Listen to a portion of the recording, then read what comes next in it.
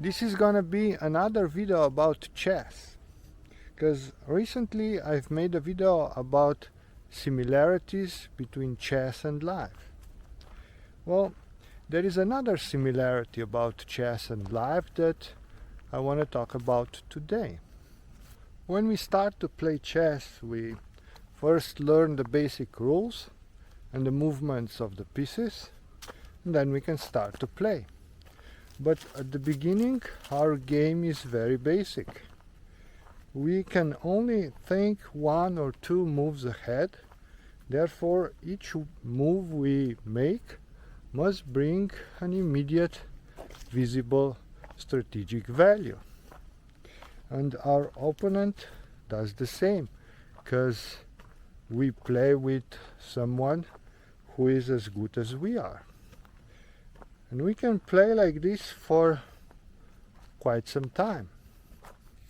But then one day, when you are already quite comfortable at your level of playing, you observe two other players that really know how to play having a game. And you are baffled, because their moves make no sense. You could certainly play better than they do. But if you stick with the game, after 10, 15 moves, it can dawn you. Oh, that's why he was playing that move 10 moves ago. Because they are thinking 10, 15, 20 moves ahead. Something that makes no sense 10 moves ago makes perfect sense now. Well, if you are not overwhelmed by what you see, you can realize that you are now at your very beginning of learning how to play chess. And it's the same thing with life. Why do we always look just for the immediate strategic value? We all know that a good businessman or a good local politician must think ahead. He must be at least a few steps ahead with his plans. But when we look at the powers to be, on the national level or on the international level, we always look at their moves just for the immediate strategic value. And we are baffled because it makes no sense. And usually we are okay with the answer, they don't know what they are doing. But is it really so? Sooner or later we'll have to realize that if you want to be a good player, you have to think a few moves ahead. And if we don't understand their moves, it's not because they are bad players. It's because we are bad players. But that's okay, because not everybody wants to be a chess player.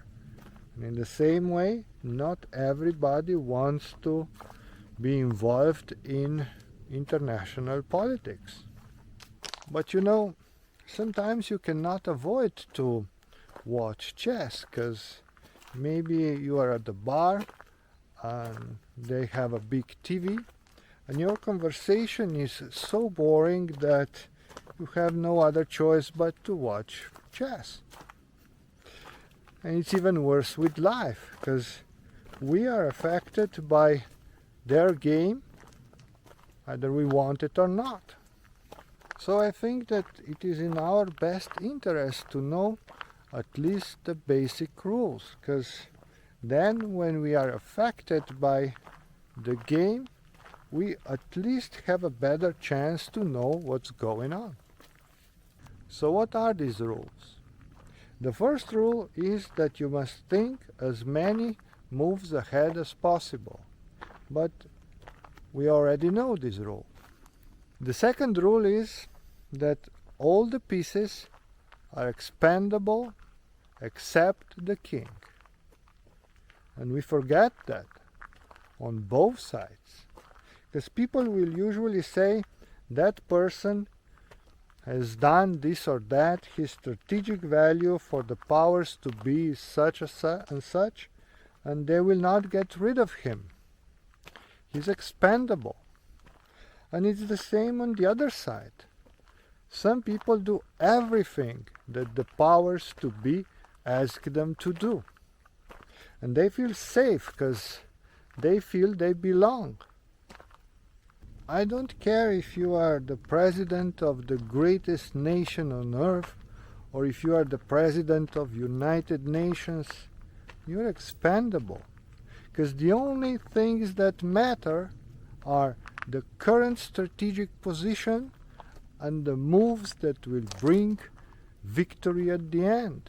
Everything else is expendable. And the third rule is know the one that you are playing with. Because the more you know him, the more you will be able to predict what moves will he play.